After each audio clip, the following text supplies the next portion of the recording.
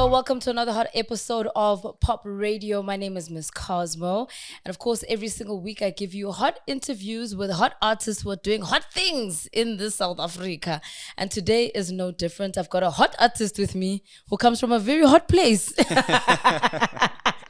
This is why I don't rap. His name is Una Rams. How you doing? I'm doing great. Thank you so much for having me. Oh, thank you so much for coming through, man.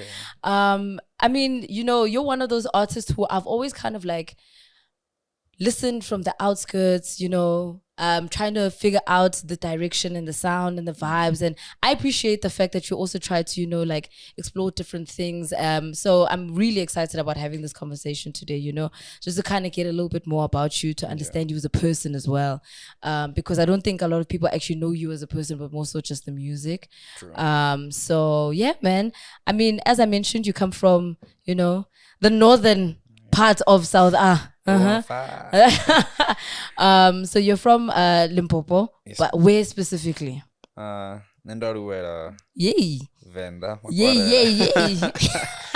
And for all those people that don't have subtitles. No, we don't have subtitles, don't understand. please.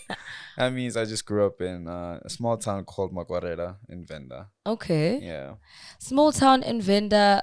How far is that from maybe say one of the main towns? Main towns? Oh, from like Toyando, from like Toyando, like 15 to 20, depending on how fast you drive. How fast do you drive, Una? I can make it in 10. No. That's a real thing. Don't do that. Don't do that. I'm playing. Arrive alive. Yes, please. All right. So, staying in a place like Venda, obviously a little far out from what's happening in Johannesburg, what's happening in the hub of music this side. What would you say your upbringing was like? Was it very like guarded, or was it a lot more like free-spirited and, you know, kind of more influential to the type of artist that you are now? Interesting. I guess like the differentiating factors between like city life and like, I guess, township or village life is like the people and the characteristics, right? People are a lot kinder. It's less cutthroat. Yes. And I was raised in a Christian family. So raised in the church, and that's how I fell in love with music, actually. Okay. But I kind of grew up in my own bubble, in my own world, while I was there, because I watched a lot of cartoons, and that's where the accent comes from. That's crazy. Yeah. Do you know why I say that? Because my nephew's also kind of growing up with a bit of an accent. He's 4 now. And I know it's coming from the cartoons, but I'm hoping he's going to grow out of it. So clearly not. Unless you... How are you stressing me? Start feeding him like...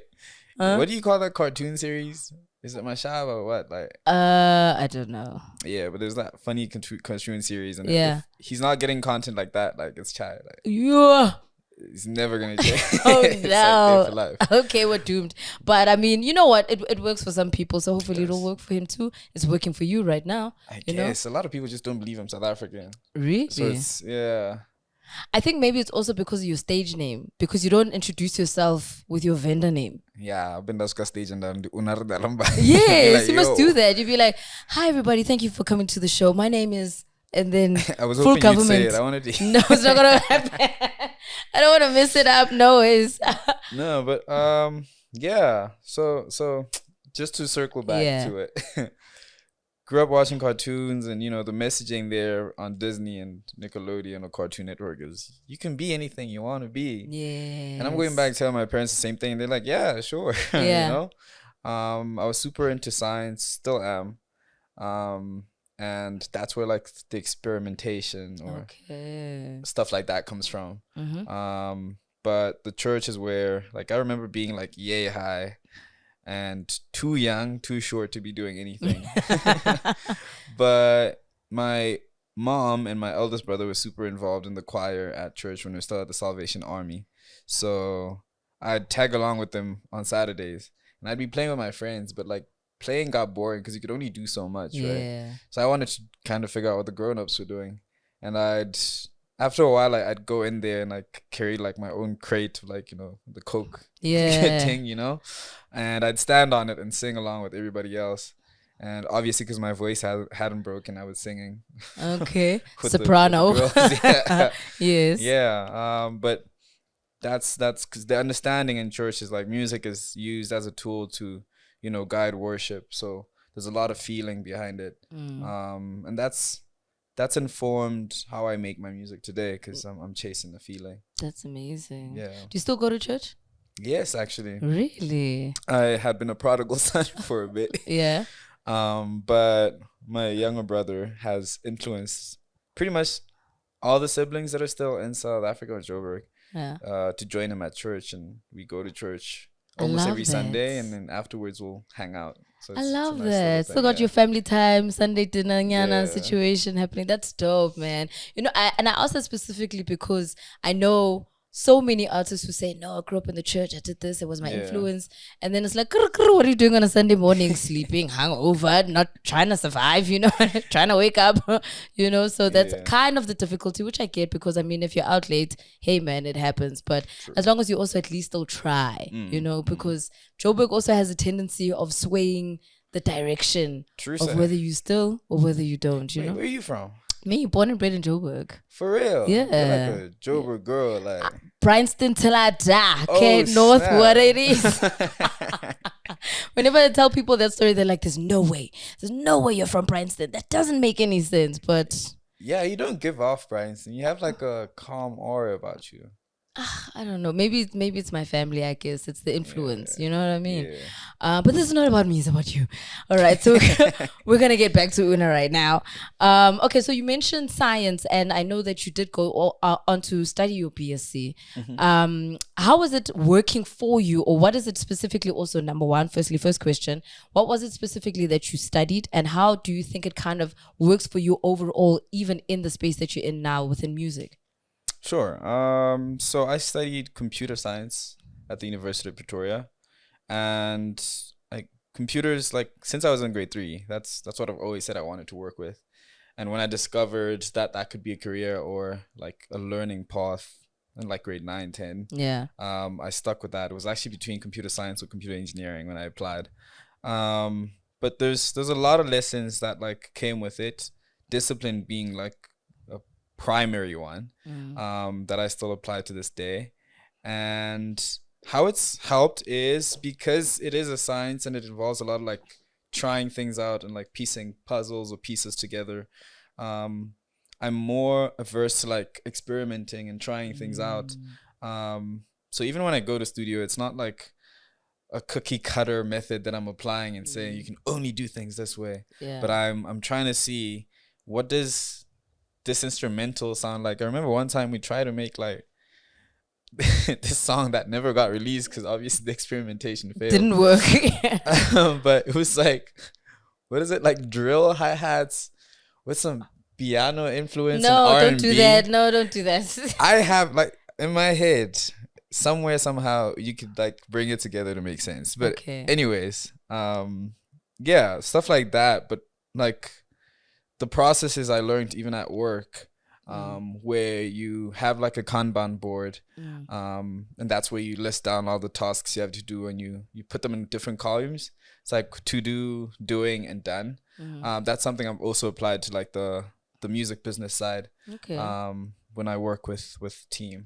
Do you think that made it easier for you to also kind of get into like producing some of your own music, because you kind of, were working in that type of space, obviously with computers and stuff?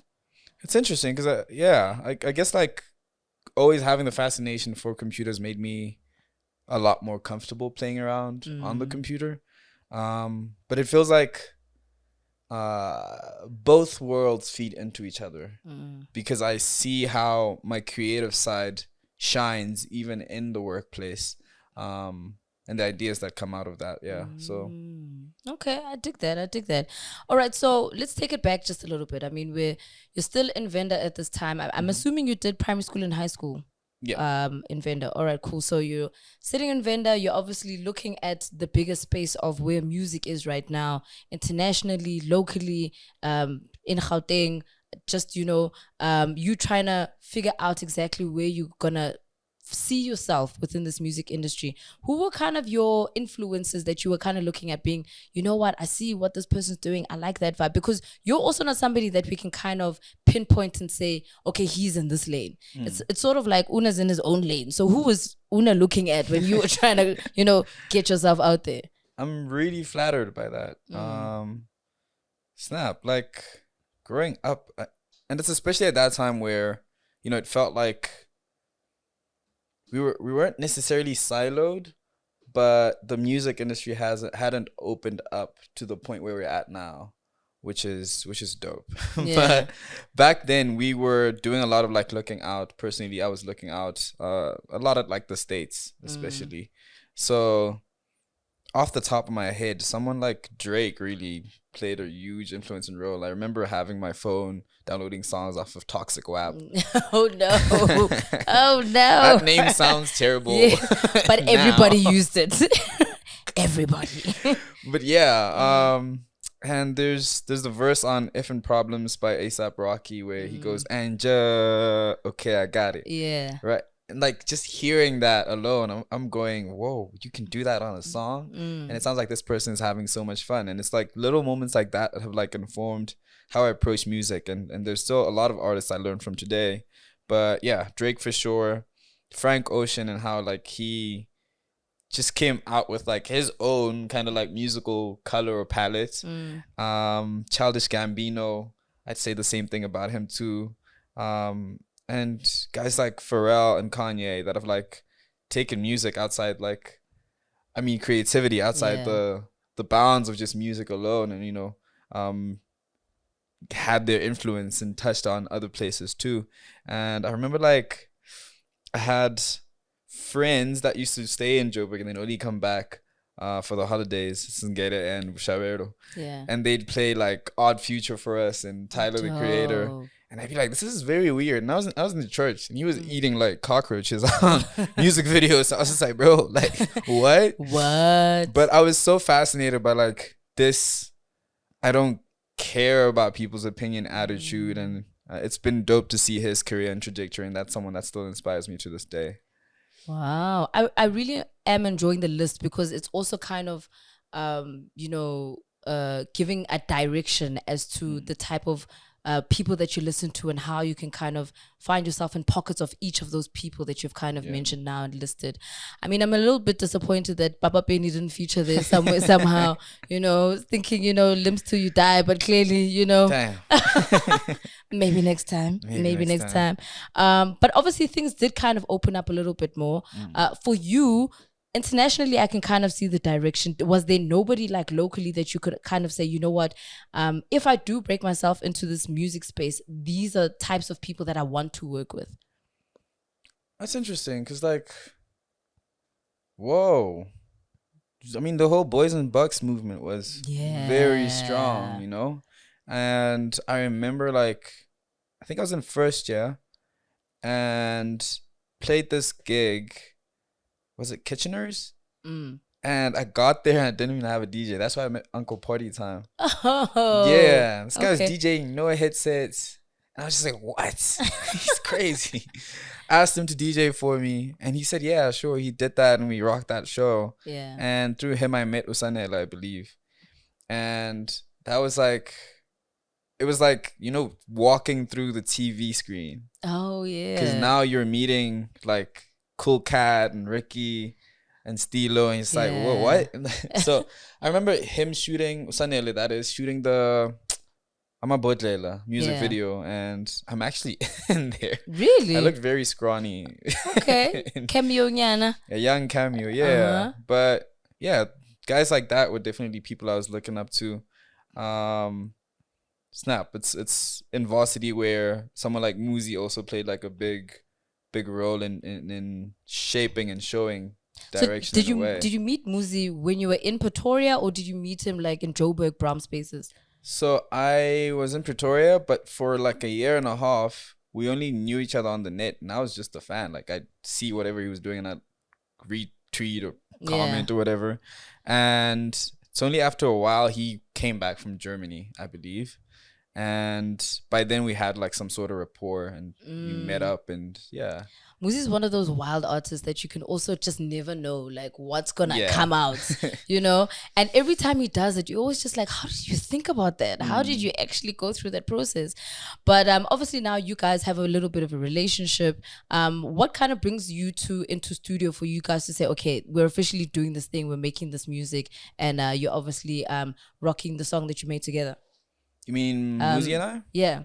Oh, for Chocolate Dreams. Yeah, Chocolate Dreams. That's crazy because that was the first time we met, actually, like in person. Really? But I had DM'd him and spammed him, I believe, a bit, like with some of my music. And he was like, "You're actually dope, man. Yeah. Let's do something when I'm back."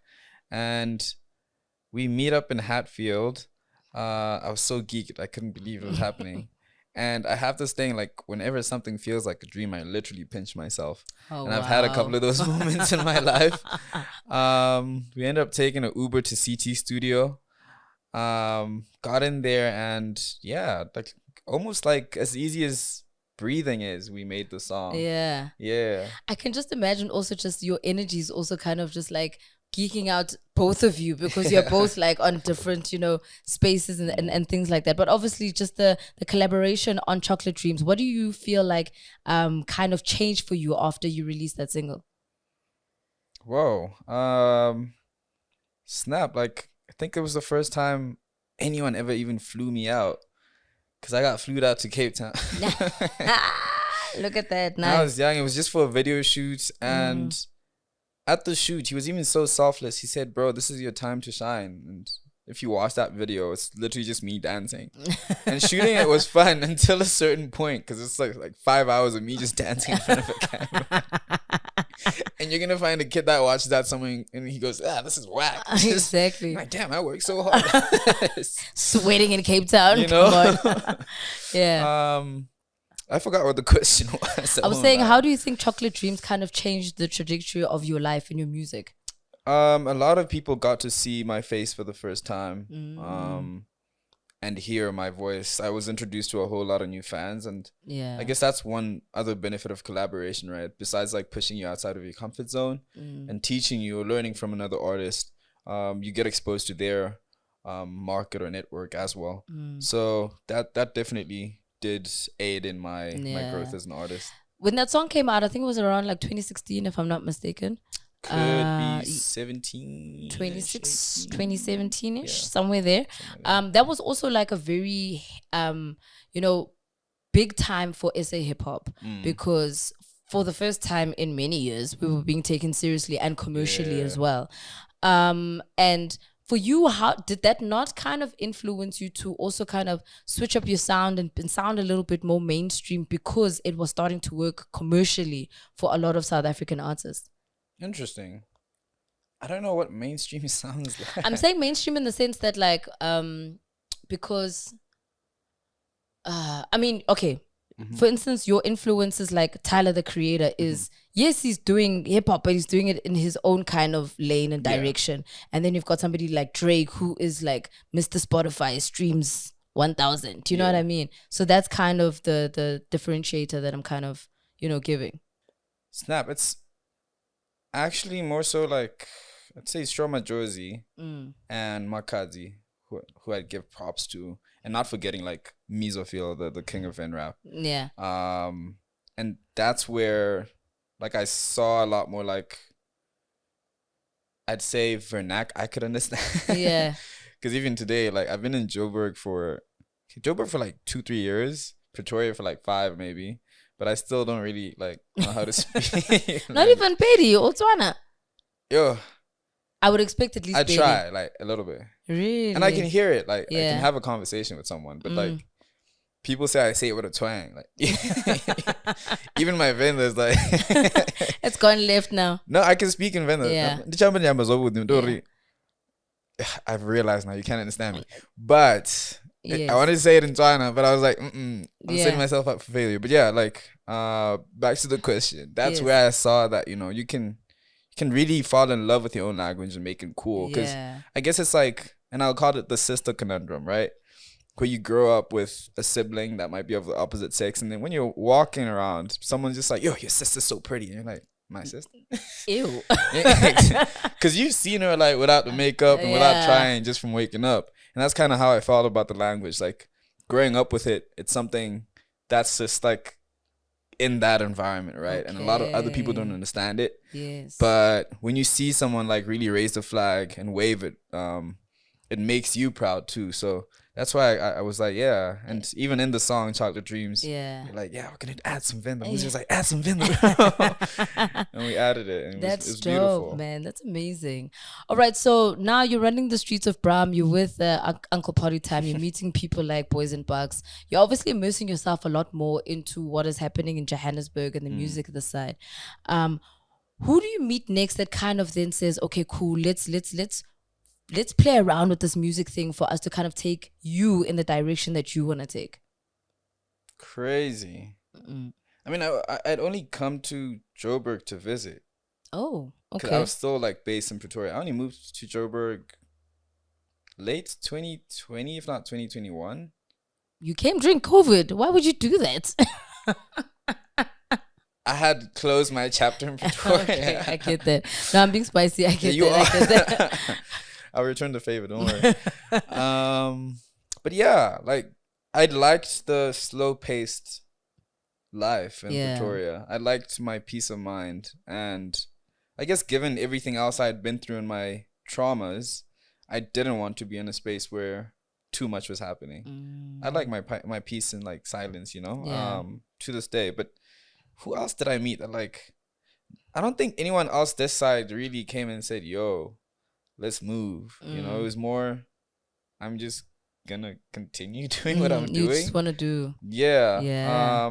But there comes a time where I think it's after a performance for Bacardi. The Bacardi party until host. Yeah. You were there too. Yeah. The Yeah. Bacardi Holiday Club. Yeah. Yeah, that's it. And then Speedsta comes up. He's like, bro, like this is crazy.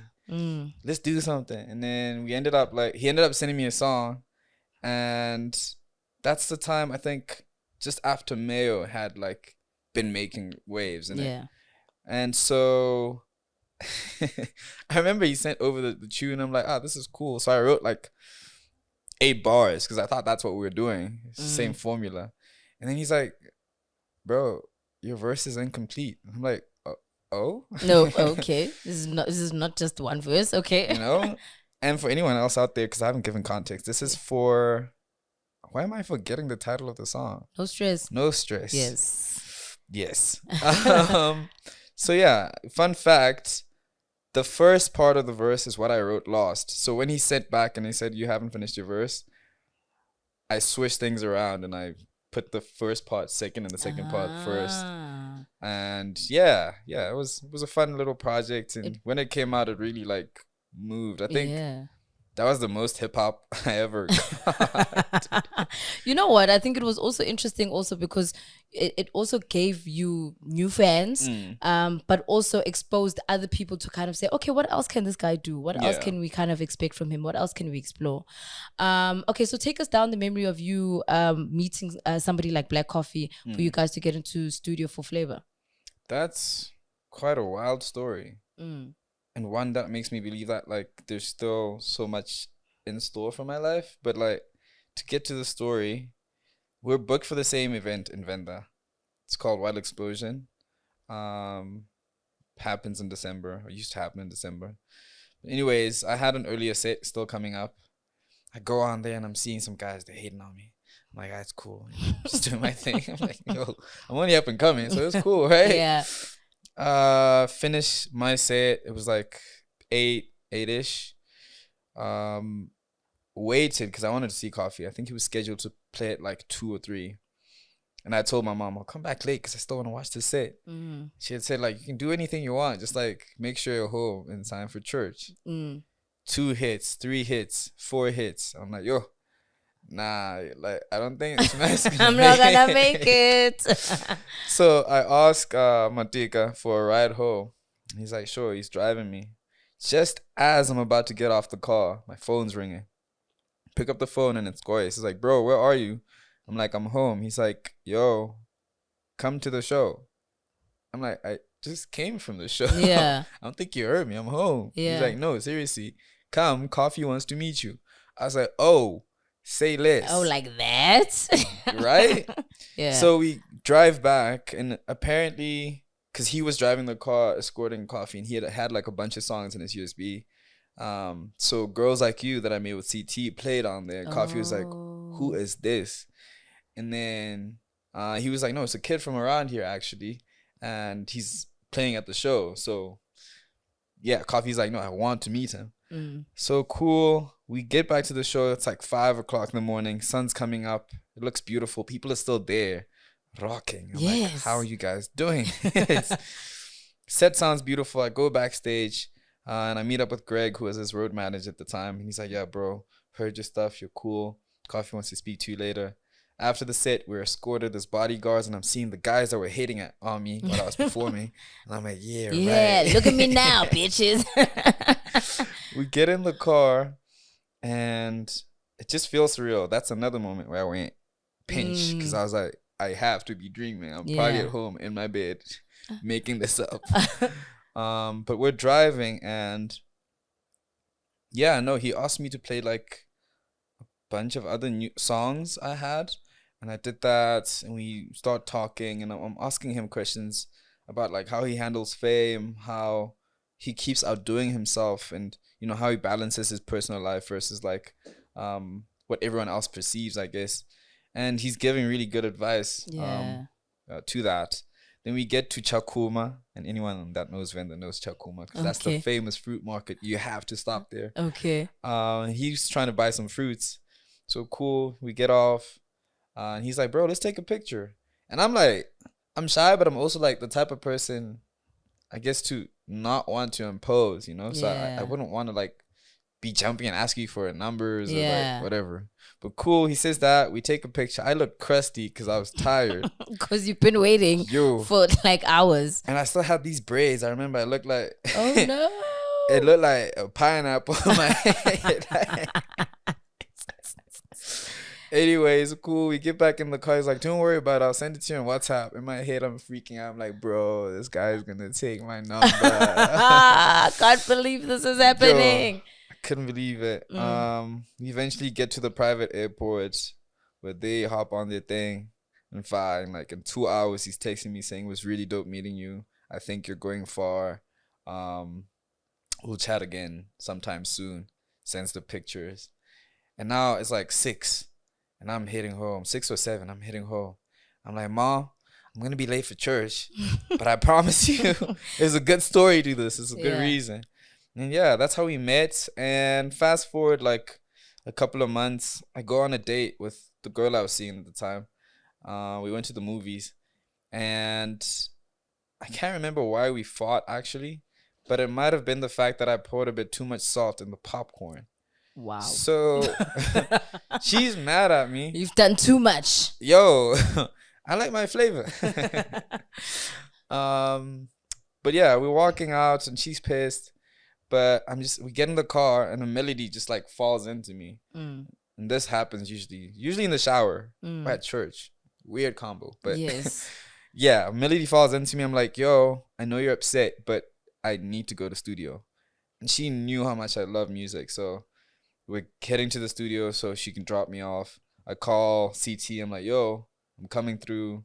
I call doing the call rendition. I get there and I find them there. Immediately when I got there, I started playing bum bum bum bum bum. It's bum bum. I look at CT. I'm like, bro, 4 on the floor. Yeah. And that's a traditional like house beat, right? I started writing and we recorded it. It sounded so beautiful. And I was just so excited. Like, Coffee came to mind immediately. Yeah. So that night, I sent it out to him. And I remember being in Rosebank the following day. I was right by the candy store next to the arcade. Yeah. And I just get, like, a WhatsApp from him. And it's, like, a page full of fire emojis. And he's like, bro, this chew. Yes. And I'm like, yeah. We did it. We did it. Yeah. So, yeah, that's how Flavor was birthed. He's like, can I have this and, like, you know, work on it to have it for the album? Like, sure. And that's a process that took like 3 years or so until the album dropped. Yeah. So didn't you get to a point where you were actually doubting, like, okay, this song's never gonna go out? Like maybe he's forgotten about me, or maybe he's trashed it. Not even, because in all the moments between, we're still like chatting and talking. He's trying to reel us in into other projects. He has the block party that happens and invites me over to perform. So yeah, he'd keep me in the loop about like where things were going. Even the time Swizz was trying to get the song for Alicia, he was just like, yo. And I was like, yo. Yo. Okay, let's go. Yeah. But yeah, ultimately claims the song back, ends up on the album, and he ends up winning the Grammy, which was another moment I was like, pinch yourself, because this has to be a dream. Yeah. So yeah, no, shout out Big Dog. Like, thank you so man. much for taking me along. Did you expect him to even mention you? Because no. No. Another pinch yourself moment, because I mean, for everybody else who kind of worked on the album, I mean, he definitely got up there and said, yo, thanks to everybody who contributed, whatever. So, you know, for you to actually then say, I'm actually part of a Grammy winning album. Yeah. Is that not mind blowing for you? It is. It's crazy. Yeah. But it's been an affirming experience, because I still have memories of myself and still envision myself like performing for big crowds and you know, making music that touches people in a positive way, and moments like that like make you realize or feel like you're not crazy, that like your dreams are actually achievable. Yeah, big time, man, big time. All right, so talking about some of your influences, I mean, there's musical influences, there's a lot that kind of speaks to you as a person, speaks to you as a brand. Anybody who knows of Una Rams also understands that you're also very fashion influenced, and you also kind of dress in your own particular way. And it's not to say that anything's wrong with it, but you're obviously just like, sorry, no. And the way you phrase it. No, I'm saying in the sense that like, I love how expressive you are. Yeah. Maybe that's the word I was kind of looking for. You know what I mean? Where typically if I'm dealing with South African artists, they're just wearing tracksuit pants and a t-shirt and they go and rock on stage. Do you know what I mean? Who were kind of your fashion influences and kind of got you to kind of look at your style in a different way? Cartoons. Really? Yeah. Wow. Like in rock stars from like the 80s too. Like, I'm very eclectic in my taste. Yes. And that comes to show. That's the word I was looking like, for. It was eclectic. I apologize. Yes. No stress, like, you know, came with a sheep, this thing. There you go. But like, yeah. So a lot of different influences, a lot of different. I really suck sometimes with my references. It's something I need to work on. I enjoy how you smile every time I'm saying something. It feels very engaging. But anyways, I've also been really fortunate. Like, I'm having 3 thoughts at the same time, and I have one mouth. Yeah. But let me say this. Okay, I've always envisioned, like, I see myself like a cartoon character. And there's literally a time which makes sense to why a lot of your graphics also look very cartoony. Not in a bad way. No. Like on God, the next step might be making like, I have this vision of making anime, but in Venda. Whoa. Yeah. I think it's gonna be hard. You just have to figure out like how to do it right. Okay.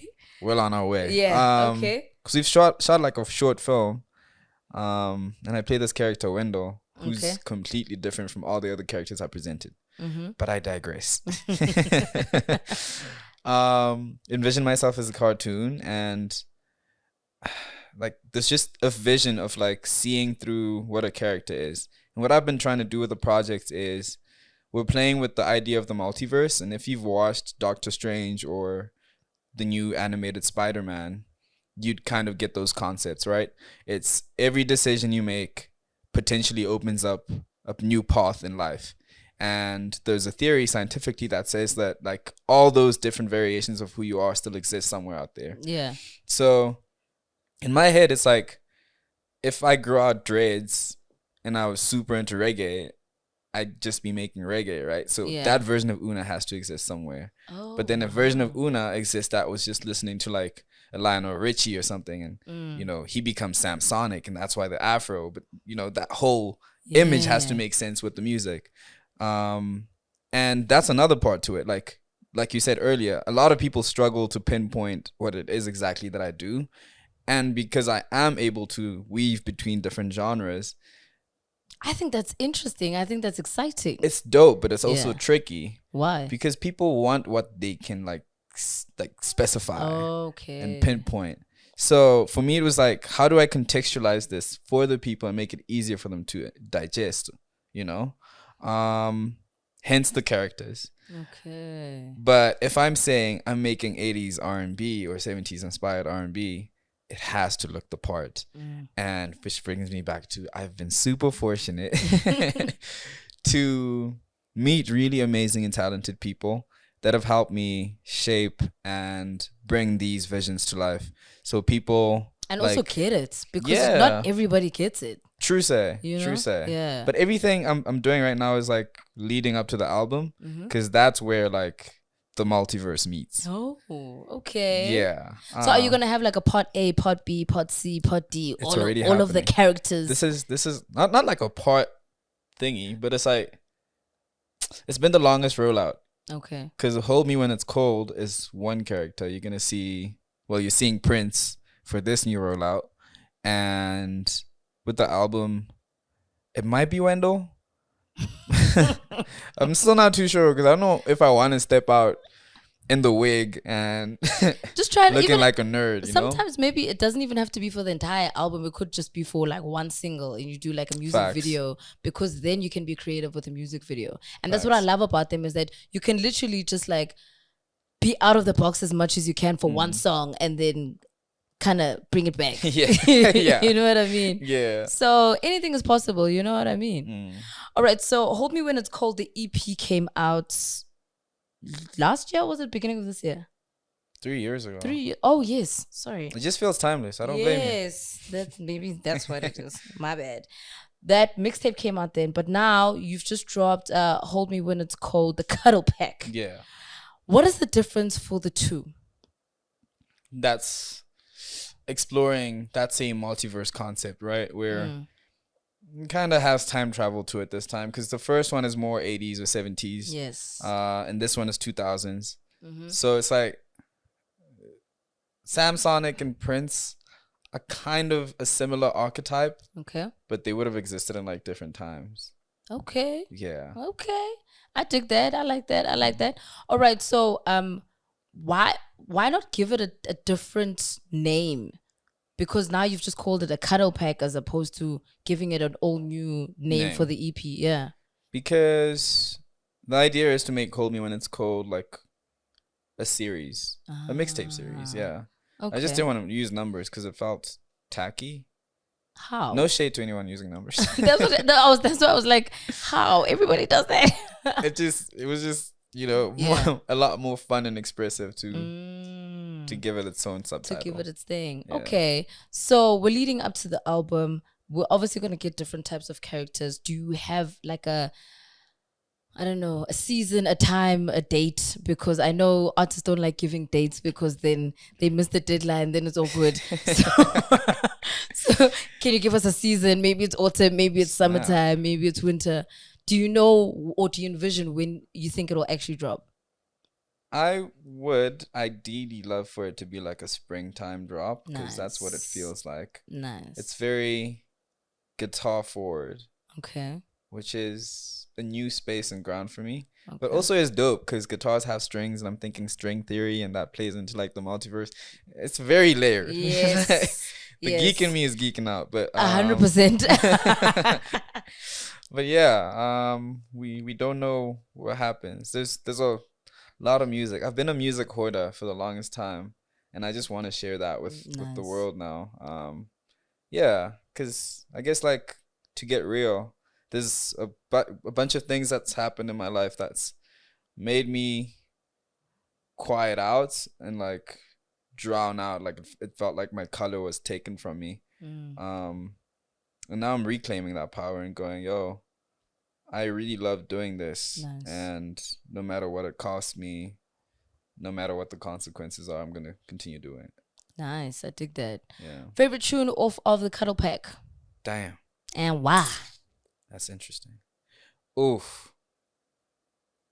Pull Up, the Lost Song. It is currently my Magnus Opus. What It's my does Frank that Ocean mean? moment. Like, greatest work so Okay. far. The way it happened, the way it was created. I know Erratic took videos that night. I'm just hoping we could get it and like make a short or mini docu for that, like that song alone. Yeah. But it's so crazy. You just have to hear it. It's like I call it my Frank Ocean moment because it's so unconventional but so beautiful at the same time. I'm literally going T whoa whoa whoa towards the end like an Anglican church would, you know, and that's an ode to my grandparents, R.I.P. who I love dearly. Yeah. And yeah, like seeing how I am because of them.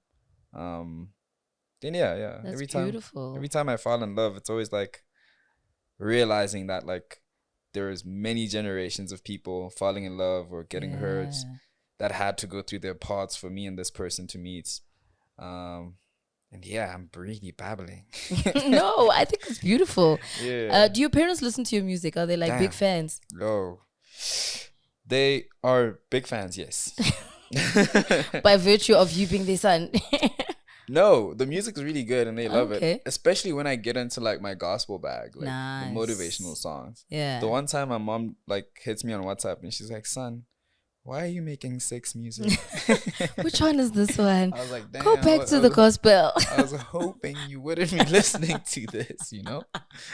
I wish I could set like blocks. You know how you can block people from watching your stories? Yes. I wish there was the same blocks for YouTube. For the songs. Like, for this account, don't show them this content. Like, just only send them these songs. yeah, but we had a good chat, like even about how 2022, when the year started, one of my New Year's resolutions was to disappoint my parents, but not in like the crazy way, but just in a way that would allow for a platform for them to see me as a person, not their little child. Yeah. And we'd have that honest and grown-up conversation to say, hey, I'm my own person and I'm making decisions, and they're not all gonna be right, but you know, I need you guys to trust that I can handle life from here. I'm still gonna need your guidance and love, obviously, but there will be moments where I disappoint you, and that's okay. And Hadi, it is what it is. Yeah. It is what it is.